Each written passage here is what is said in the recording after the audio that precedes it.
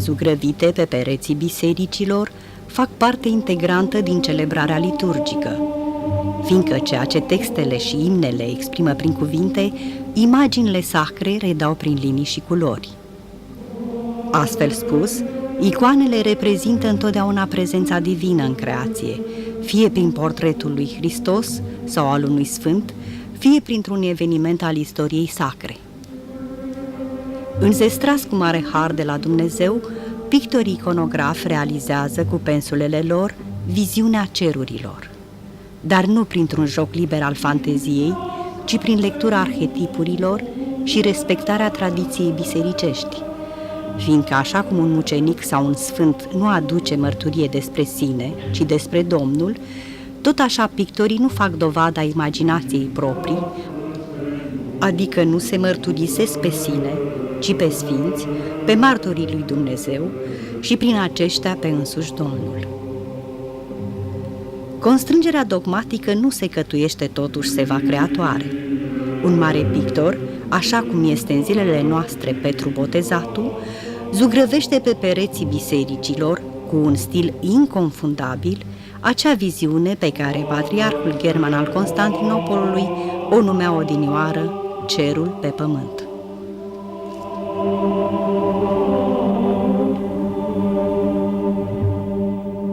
Eu înțeleg că biserica este un templu al lui Dumnezeu și nu uit niciodată lucrul acesta. Acest templu trebuie să slujească comunitatea și, bineînțeles, divinitatea, căci este expresia gloriei lui Dumnezeu pe pământ, atât cât noi putem face. Și atunci, sigur, elementele pe care le consider este arhitectura, căci este fără îndoială foarte important în determinarea formei, proporțiilor, culorilor, picturii. Iau în considerație dorința, necesitățile și locului în care este acea comunitate.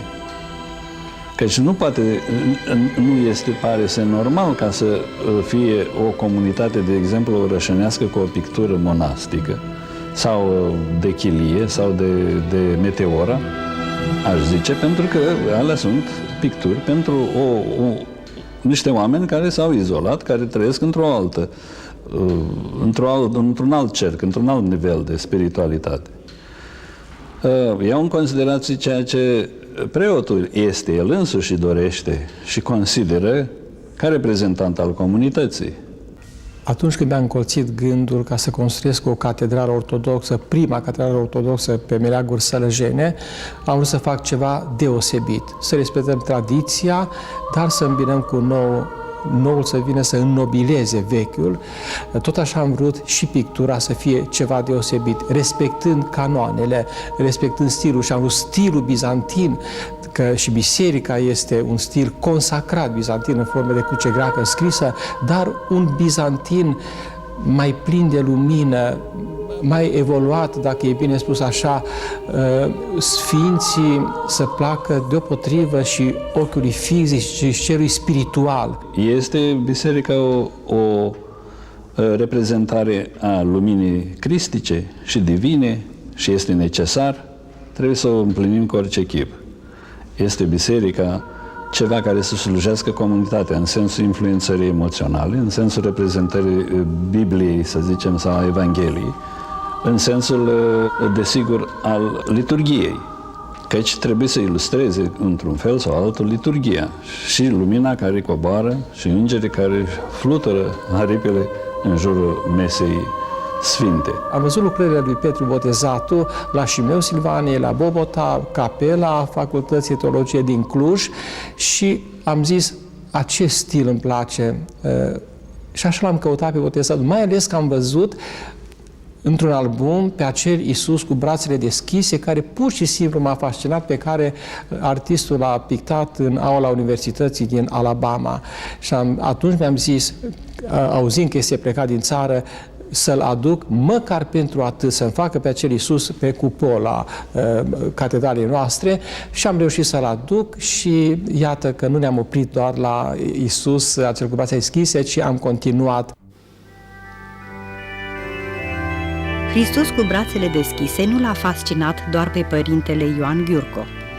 Imaginea zugrăvită de Petru Botezatu în anul 1994, pe cupola Bisericii Facultății de Teologie Baptistă din Birmingham, impresionează mii de turiști care vizitează anual acest lăcaș de cult.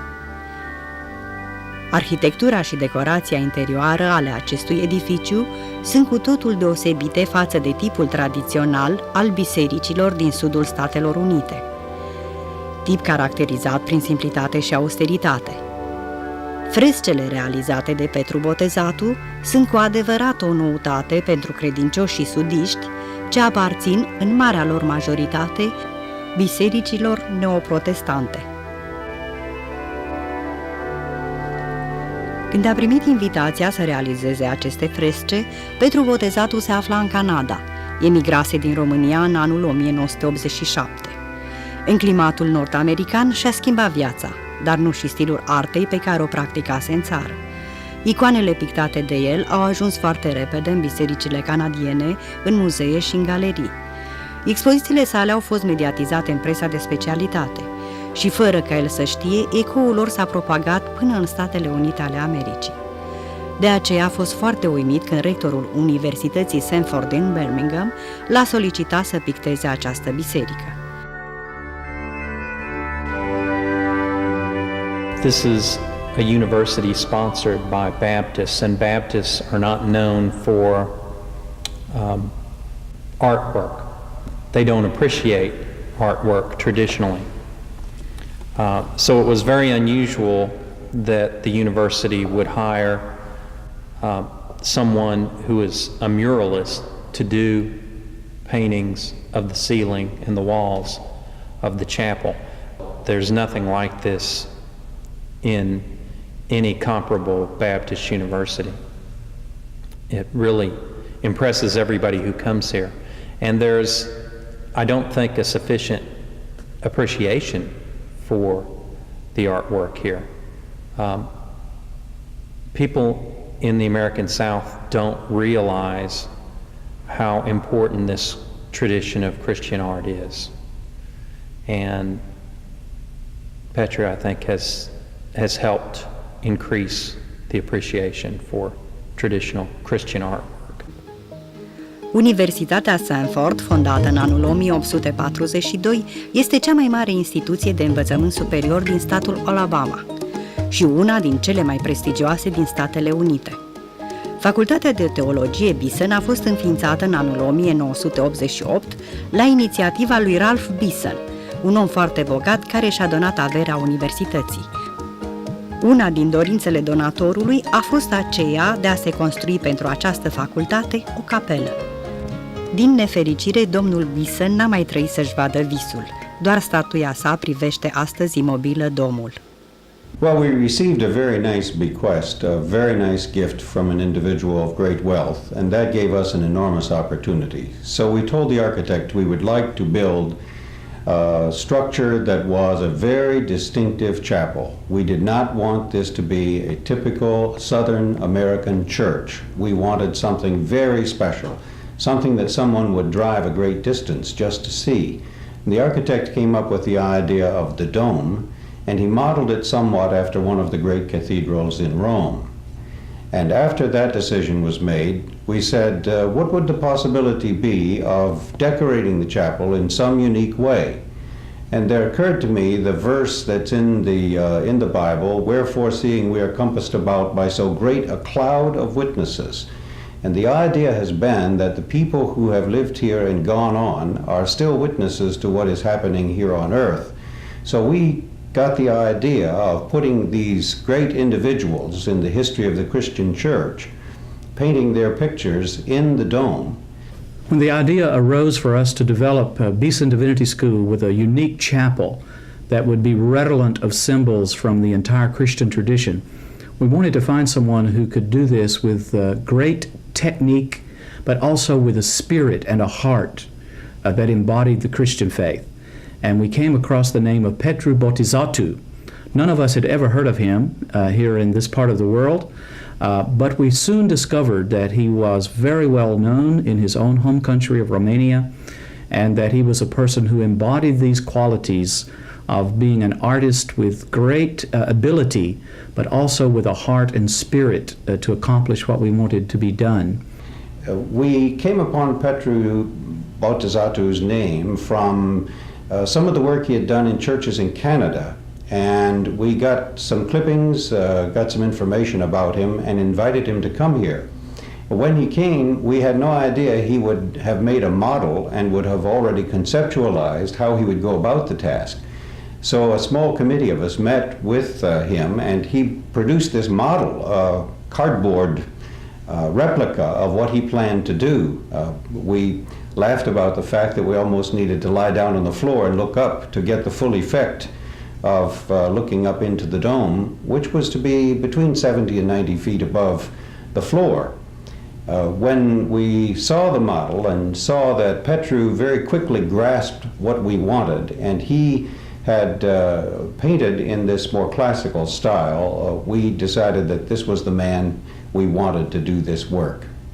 Când au văzut schița pusă tridimensional, hârtiile înnodate acolo ca să vadă că până la urmă este o boltă, în momentul ăla s-au luminat și au răsuflat ușurați. Apoi, în timpul lucrului, se uitau și veneau ca să vadă dacă totul este în ordine, dacă totul merge conform planului, dacă o să iasă în sfârșit, o să iasă bine. Da, e și de înțeles. Well, I am a church historian by training. I studied at Harvard University, and this is where I became acquainted with the wider world of Christian art. And so when I met Petru, I was I felt a spiritual kinship with him, because by his own background and training, he embodied this that I very much wanted to have here at Beeson. And so I remember the times we were planning this art together. That was so interesting as we would explore these themes and talk about the meaning of the symbols. And I felt I was a collaborator with a very great mind and heart and artist.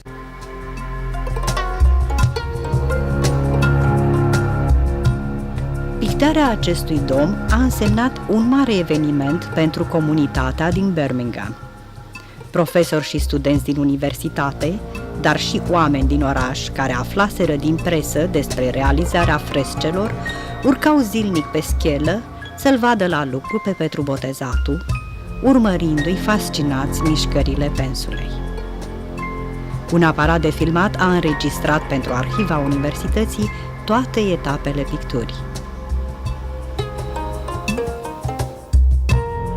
Din punct de vedere tehnic, care a fost cea mai mare dificultate a realizării acestei picturi?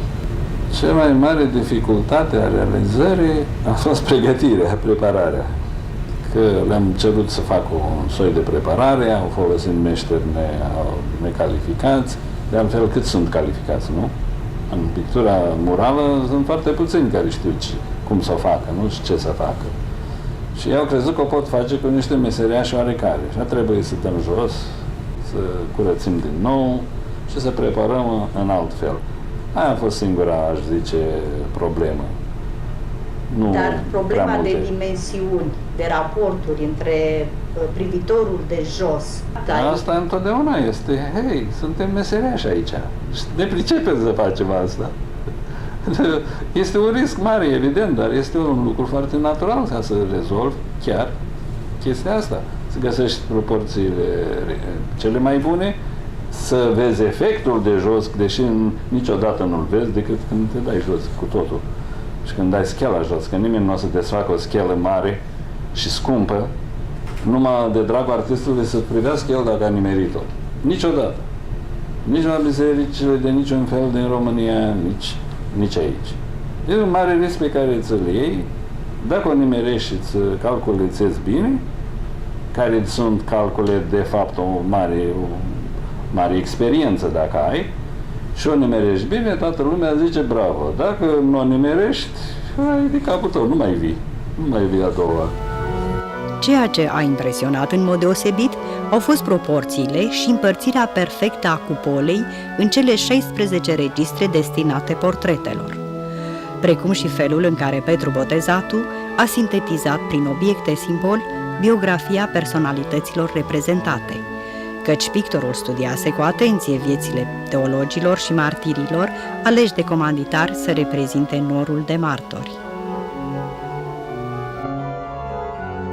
I think it's an incredible assistance, graphic aid, to be able to look at a painting to help understand a biblical image. Somewhat like you can never look at the crucifixion the same way after you see Mel Gibson's movie, The Passion of the Christ. You can never think of these images the same after you've looked at these murals. When I think of Martin Luther nailing his 95 Theses to the door of the Wittenberg Castle, I filter that through the image that's on the wall here. These are memorable images. Some of these images you don't see painted very often, and it's a very influential image that stays with you. Many people, when they came to see Beeson Divinity School, compare the chapel here to the Sistine Chapel in Rome. And I feel in some ways that we have a person in the same tradition and in the same sense of expertise and genius as Michelangelo himself, because Petru had embodied this spirit and was able to make it come alive in the frescoes and in the various artwork that was done, the murals that were done in the chapel. I'll never forget the time when we dedicated this chapel. It was all completed. Petru was here, and we had a great service of celebration and thanksgiving to God for what this meant for our school, but also for the wider community, and indeed for our own country, because it was a unique event in the history of the United States of America to have such an artwork in such a place as this.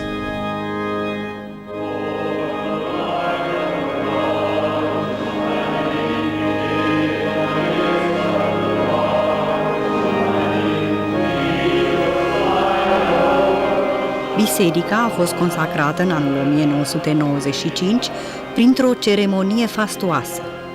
Conducerea universității, profesorii, studenții și importante personalități din Birmingham au asistat încântați la acest eveniment, care a fost mediatizat pe larg, în presa scrisă și la televiziune.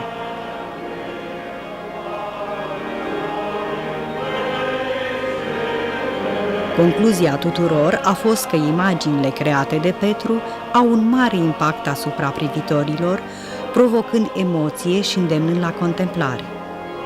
În acea zi, Petru Botezatu a remarcat cu uimire ce mulți prieteni și admiratori își făcuse în sudicul oraș american.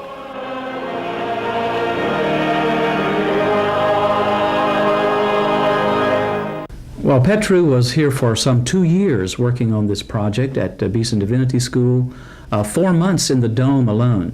He was an artist in residence in our school, and this meant that he participated in the life of the school with the faculty and the students and the staff, and his very presence itself was a blessing to us because he opened to us the windows of art and color and life on the Christian faith in a way that we had not seen before. And it had a tremendous impact on the students, on the faculty, on the community itself. Just to have him here, to have him interact with us, to explain what he was doing and what these symbols meant and the tradition out of which he came. It was a learning moment in the life of our school, and one we will never forget. Au trecut 10 ani de când Petru Botezatu a lucrat ca artist rezident pentru Universitatea Sanford, timp în care alți studenți au venit să se instruiască în această prestigioasă instituție. Cei de acum nu l-au cunoscut pe artist, dar îi admiră frescele din biserică și icoanele expuse în multe din sălile Facultății de Teologie.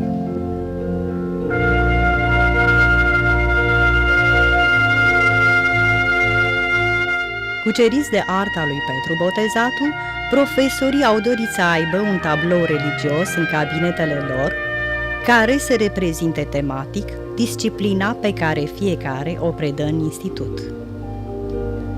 Și după cum se vede, pictorul român le-a îndeplinit dorința.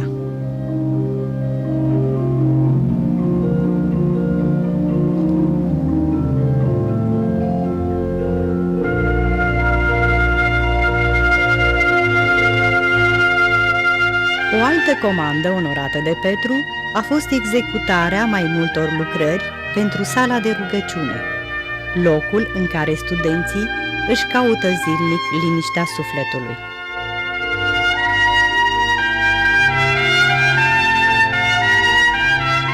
Prezența icoanelor și crucifixelor în spațiul unei facultăți de teologie baptistă demonstrează că oamenii de aici, creștini evanghelici, sunt acum mai puțin circumspecți față de arta creștină. Și în acest sens putem spune că pictura lui Petru Botezatu a avut o mare influență. Așa se explică intensa mediatizare a operelor și a personalității sale. Astfel, în timpul realizării frescelor, televiziunea publică americană a realizat un film documentar intitulat O zi din viața pictorului Petru Botezatu, film în care artistul român era prezentat de la primele ore ale dimineții, când își bea cafeaua, și până seara târziu, când încheia lucrul pe schelă.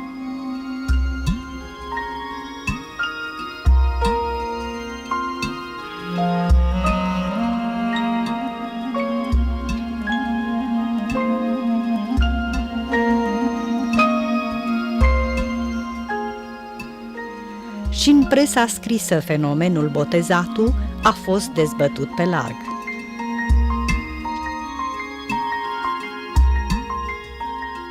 When Petru was first working on this project, I came here and he had the scaffolding up, and we had a photographer go up there with him and take pictures of him working on the murals.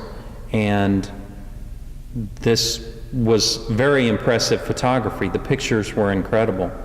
And I knew that it would have a big impact on readers to see these murals and that it would make them want to come see the artwork in person.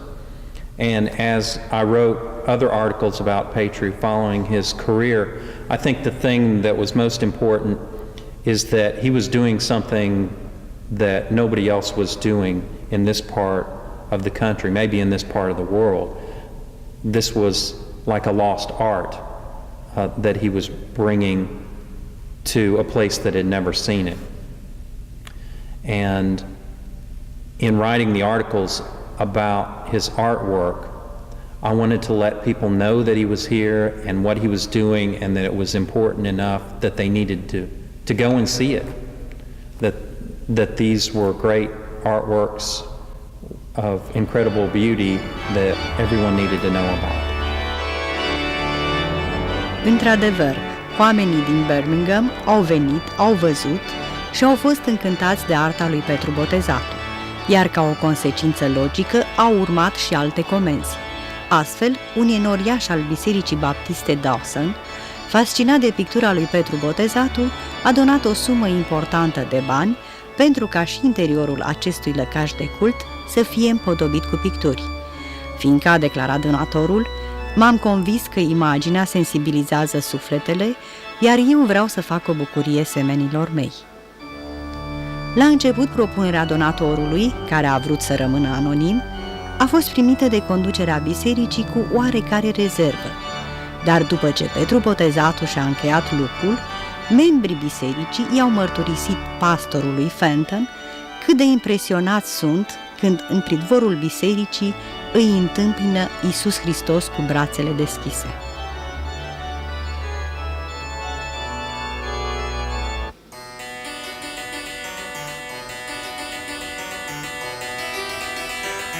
Un alt lăcaș de cult din Birmingham, în care se găsesc picturi de Petru Botezatu, este impunătoarea biserică presbiteriană Briarwood.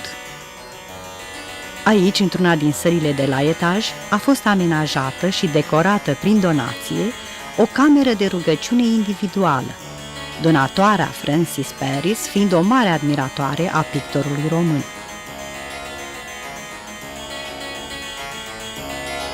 Dar icoanele lui Petru Botezatu n-au intrat numai în bisericile din oraș, ci și în multe din casele oamenilor, unde, prin teologia în culori pe care artistul român o practică, putem spune că face un autentic misionarism.